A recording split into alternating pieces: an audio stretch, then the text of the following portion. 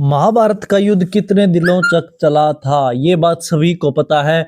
और आज हमारी क्लास में महाभारत का युद्ध होगा जो कि हरियाणा के इतिहास से रिलेटेड है। और हम इस चैनल पर ग्रुप डी की तैयारी कर रहे हैं, आप सभी को पता है। तो आज एक बार फिर से 25 मोस्ट इंपोर्टेंट क्वेश्चन लेके आए हैं जो कि एक्सप्लेनेशन के साथ करेंगे। तो जरूर वीडियो के एंड तक बने रहना और चैनल को सब्सक्राइब, वीडियो को लाइक शेयर अपने दोस्तों के साथ कर देना। तो करते हैं बिना टाइम वेस्ट किए आपका शुरू। पहला क्वेश्चन भाई, हरियाणा में वैदिक काल का सबसे प्रसिद्ध क्षेत्र कौन सा था? किसका पूछा है? वैदिक काल का। तो वैदिक काल का भाई कौन सा था? कुरुक्षेत्र था। कुरुक्षेत्र जो है वैदिक काल में किसकी राजधानी भूमि होती थी? कुरु जनपद की। किसकी होती थी? कुरु जनपद की होती थी। ये मैंने आपको कल भी करवाया था। तो कुरु जनपद की राजधानी अगर पूछा जाए तो ये भी क्या आ जाएगा? कुरुक्षेत्र आ जाता है, जो कि कुरु जनपद की राजधानी थी। यहाँ पर क्या होता था? यज्ञ होते थे, तप, शिक्षा और ये धर्म का केंद्र माना जाता है। और इसका उल्लेख अगर पूछ लिया जाए तो वहां वो कहां पर मिलेगा आपको? ऋग्वेद में मिलेगा और अन्य ग्रंथों में भी इसका उल्लेख मिल जाता है। किसका? वैदिक काल का। आगे चलते हैं। ब्रह्मवर्त क्षेत्र किन दो नदियों के बीच माना जाता है? कौन सा भाई? ब्रह्मवर्त। ब्रह्मवर्त क्षेत्र जो है वो सरस्वती और द्रस्वती नदी के बीच माना जाता है। और ये कहां पर है? ये है भाई कहां पर है? कुरुक्षेत्र में। कहां पर है ये? कुरुक्षेत्र में। लेकिन बात की जाए ब्रह्मवर्त क्षेत्र जो है सरस्वती द्रस्वती नदी के बीच में है, ये किसके अनुसार है? कौन इसको बोल रहा है? तो भाई ये मनुस्मृति के अनुसार है। किसके अनुसार है ये? मनुस्मृति के अनुसार है। क्या? ब्रह्मवर्त सरस्वती और द्रस्वती नदियों के बीच, जो कि सबसे पवित्र वैदिक भूमि मानी जाती है। और सरस्वती जो है किसको बोला जाता है? घग्गर नदी को। और द्रस्वती नदियों के बीच, इन दोनों नदियों के बीच में स्थित है कौन सा? ये ब्रह्मवर्त क्षेत्र। आगे चलते हैं। राजा हर्षवर्धन का शासन केंद्र किस वर्तमान हरियाणा जिले में था? तो राजा हर्षवर्धन का जो शासन केंद्र है वो कहाँ था भाई? कुरुक्षेत्र में था। कहां पर था? कुरुक्षेत्र में था। और हर्षवर्धन की राजधानी अगर पूछ ली जाए तो कौन सी थी? थानेसर। कौन सी? थानेसर, जिसका बार बार जिक्र हो रहा है। और आज का थानेसर अगर वो पूछ लिया जाए तो क्या है? वो है कुरुक्षेत्र है। क्या है? कुरुक्षेत्र है, जो कि 7वीं सदी का सबसे शक्तिशाली शासक होता था। कौन? राजा हर्षवर्धन। कौन सा भाई? 7वीं सदी का सबसे शक्तिशाली शासक होता था। कौन? राजा हर्षवर्धन होता था। आगे चलते हैं। हरियाणा में स्थित राखीगढ़ी किस सभ्यता से संबंधित है? तो ये मैंने कहा बताया था भाई आपको, ये हड़प्पा सभ्यता की है। और ये किसकी है? ये फतेहाबाद में है। कहां पर है? फतेहाबाद में ये राखीगढ़ी। और ये सिंधु घाटी सभ्यता से जुड़ी हुई है। किससे जुड़ी हुई है ये? सिंधु घाटी सभ्यता से जुड़ी हुई है ये राखीगढ़ी सभ्यता।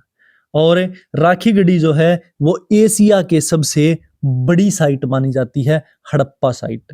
तो क्या बोल दिया जाएगा? राखीगढ़ी किस सभ्यता से संबंधित है? सिंधु घाटी सभ्यता से संबंधित है। और यह एशिया की सबसे बड़ी सभ्यता मानी जाती है। आगे चलते हैं। महाभारत युद्ध कितने दिनों तक चला था? भाई ये सभी को पता होना चाहिए, मोस्ट इंपोर्टेंट क्वेश्चन है। तो महाभारत का युद्ध जो चला था वो 18 दिन तक चला था। कितने दिन? 18 दिन चला था। और ये कहां पर हुआ था? ये कुरुक्षेत्र में हुआ था। कहां हुआ था महाभारत का युद्ध? कुरुक्षेत्र में हुआ था। 18 पर्व प्लस 18 दिन, 18 त्योहार 18 दिन। ये इसको ट्रिक से याद कर सकते हो आप। आगे चलते हैं। हरियाणा के किस जिले में राखीगढ़ी है वो स्थित है? तो भाई हरियाणा के किस जिले में राखीगढ़ी स्थित है? मैंने आपको अभी बताया था। क्या क्या बताया था? फतेहाबाद बताया था, लेकिन फतेहाबाद गलत है। हिसार में जो है राखीगढ़ी है वो स्थित है। कहां पर है? हिसार में स्थित है राखीगढ़ी। यह जो है क्वेश्चन है अभी एचएससी के सीईटी ग्रुप में भी पूछा गया था। और कुछ यूपीएससी और एचएससी में भी यह सवाल पूछा जाता है कि हरियाणा के किस जिले में राखीगढ़ी स्थित है? तो क्या बताओगे? हिसार में। और ये किससे जुड़ा हुआ है? सिंधु घाटी सभ्यता से। आगे, दिल्ली सल्तनत काल में हिसार नगर की स्थापना है वो किसने की थी? ये मैंने करवाया था भाई, करवाया था ये मैंने, फिरोज शाह तुगलक, जिसको क्या बोलते थे? हिसार ए फिरोजा नाम दिया था हिसार का। क्या नाम दिया था? हिसार ए फिरोजा। और ये कब भाई? 1354 ईस्वी में बसाया था। किसने? दिल्ली सल्तनत काल का फिरोज शाह तुगलक ने हिसार ए फिरोजा नाम दिया था, जिसमें नहरें, किले, मस्जिदें भी बनवाई थी फिरोज शाह तुगलक ने। कब? 1354 ईस्वी में। आगे चलते हैं। पानीपत को भारत का युद्ध द्वार क्यों कहा जाता है? भाई नाम से ही पता चल जाता है, पानीपत में 3 लड़ाई हुई थी जिनमें 3 युद्ध बोला जाता है। और भारत का युद्ध द्वार क्यों बोला गया है इसको? क्योंकि यहाँ पर अनेक ऐतिहासिक युद्ध भी हुए हैं। तो इन अनेक ऐतिहासिक युद्धों के कारण जो 3 युद्ध हुए थे, इन्हीं के कारण भारत का युद्ध द्वार जो बोला जाता है पानीपत को। कौन कौन से हुए थे ये पानीपत की 3 लड़ाई? कब कब हुई थी? 1526, 1556 और 1761। बहुत ही सिंपल और आसान है, इसको याद कर लेना। आगे चलें भाई, चलो। पानीपत की तीसरी लड़ाई की किस वर्ष लड़ी थी? ये मैंने अभी बताया था, तो ये बार बार आपको बताने की जरूरत नहीं पड़नी चाहिए। और ये किस किस के बीच हुई थी? अहमद शाह अब्दाली और किसके बीच में? मराठों के बीच में हुई थी, 1761 के अंदर हुई थी। मराठों की ये सबसे बड़ी हार थी भाई। मराठों ने ये हार का सामना करना पड़ा था यहाँ पर। आगे चलते हैं। 1857 के विद्रोह में हरियाणा का कौन सा नेता झज्जर से संबंधित था? अगर झज्जर से पूछ लिया जाता है तो कौन थे भाई? जल्दी बता दो। झज्जर के नवाब होते थे ये, मिर्जा मुजफ्फर बेग, ये मैंने करवाया था। और रेवाड़ी से कौन थे? राव तुलाराम। और झज्जर से कौन थे? मिर्जा मुजफ्फर बेग। और अंग्रेजों द्वारा क्या हो गया था? फांसी दी गई थी। आगे, राव तुलाराम किस जिले से थे भाई? ये मैंने अभी करवा दिया था आपको, रेवाड़ी से थे राव तुलाराम। आगे, हरियाणा में अंग्रेजी शासन के दौरान पहला जिला कौन सा बना? क्या पूछ लिया? हरियाणा में अंग्रेजी शासन में हरियाणा का पहला जिला वो कौन सा बना था? अंबाला बना था पहला जिला। और 1847 में ये क्या हुआ था? ये जिला बना था। कब बना था भाई ये? 1847 में ये जिला बना था। जिला मुख्यालय बना था अंबाला में, और यही जो है अंग्रेजों का सैन्य केंद्र है। आगे, 1966 में हरियाणा के गठन के समय कौन सा जिला शामिल नहीं था? रोहतक, करनाल, फरीदाबाद या हिसार? भाई फरीदाबाद आप सभी को पता है बाद में बना है, ये पहले दिल्ली के अंतर्गत आता था। तो फरीदाबाद के जो है 1966 में नहीं था, ये बाद में जिला बना है। आगे, हरियाणा के किस क्षेत्र को मेवात का कहा जाता है? भाई मेवात देख लो कौन सी साइड में है, ऐसे बना लो, ईस्ट, वेस्ट और साउथ और नॉर्थ। तो भाई ये कौन सा था? दक्षिण हरियाणा। कौन सा था ये? दक्षिण हमारा हरियाणा था ये। इसको बात की जाए तो ये नूह, पलवल और गुरुग्राम का एक भाग था। किसका था? नूह, पलवल और गुड़गांव, जिसको क्या बोलते हैं? गुरुग्राम, इसका ये भाग था। और यहाँ पर मेव रहते थे, तो ये मेव समुदाय का राज्य था, और ये इसको मेवात बोला जाता है दक्षिण हरियाणा में। आगे, लुहारू रियासत वर्तमान के किस जिले में स्थित थी? वर्तमान पूछ लिया भाई, तो लुहारू है वो भिवानी में। कहां पर भाई? भिवानी में। और भिवानी जो है ये किसकी होती थी भाई? ये पहले तो ये बता दो मुझे, मैंने करवाया था ये आपको, पठान शासकों की। किसकी होती थी ये? पठान शासकों की रियासत थी ये लुहारू रियासत। अगला, हरियाणा के किस जिले को धर्म नगरी कहा जाता है? धर्म की नगरी, नाम से ही पता चल गया। और देखते ही आंसर आ गया कुरुक्षेत्र। क्या आ गया? कुरुक्षेत्र। यही महाभारत भूमि थी, यही धर्म नगरी है, यही गीता का उपदेश दिया था, जिसको गीता उपदेश स्थल बोलते हैं। आगे, हरियाणा के गठन के समय मुख्यमंत्री पद की शपथ किसने दिलाई? आ जाओ भाई, ये पूछ लिया, गठन के समय मुख्यमंत्री पद की शपथ किसने दिलवाई? ये यहाँ पर ये नहीं है कि मुख्यमंत्री पद की शपथ किसने ली, ये है किसने दिलाई। तो राज्यपाल दिलाता है। कौन दिलाता था भाई?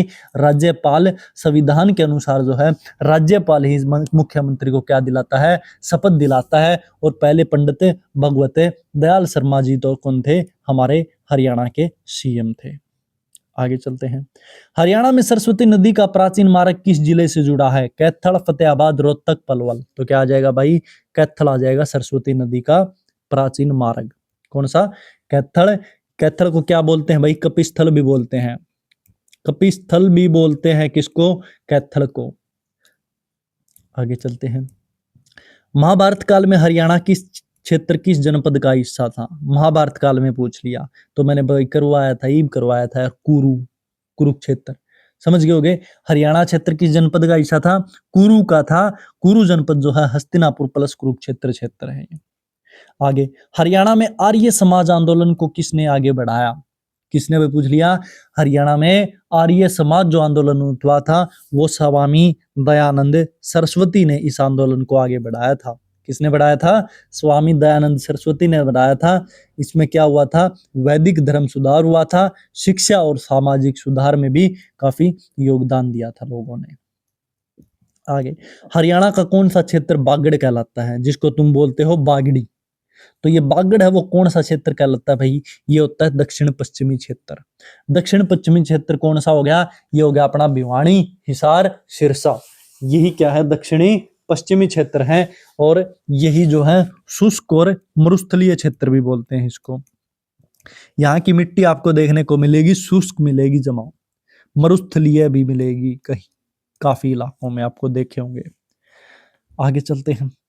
हरियाणा में किस युद्ध ने मुगल साम्राज्य की नींव मजबूत की? किस युद्ध ने मुगल साम्राज्य को मजबूत किया था? तो वो पानीपत की दूसरी लड़ाई ने किया था भाई मुगल साम्राज्य को। क्यों? क्योंकि यहाँ पर जो किस किस के बीच में हुई थी ये अकबर और हेमू के बीच में हुई थी। ये किसके बीच में? अकबर और हेमू के बीच में ये लड़ाई लड़ी गई थी। और ये कब लड़ी गई थी? दूसरी लड़ाई 1556 में लड़ी गई थी भाई ये। आगे चलते हैं। हरियाणा का पहला विधानसभा चुनाव है वो कब हुआ? तो हरियाणा का पहला विधानसभा चुनाव हुआ था 1967 में हुआ था। 1966 में हमारा हरियाणा बना था और 1966 में गठन हुआ था। तो 1967 में पहला चुनाव कर दिया था, एक साल बाद ही। आगे चलते हैं। हरियाणा में संतों की धरती किसे को कहा जाता है? कुरुक्षेत्र को कहा जाता है भाई। यहाँ पर अनेक ऋषि और आश्रम होते थे तो इसलिए इसको संतों की नगरी बोला जाता है। तो आज का आखिरी क्वेश्चन है, हरियाणा का सबसे पुराना पुरातात्विक स्थल कौन सा है? और ये आपको बताना है मेरे को कमेंट के अंदर।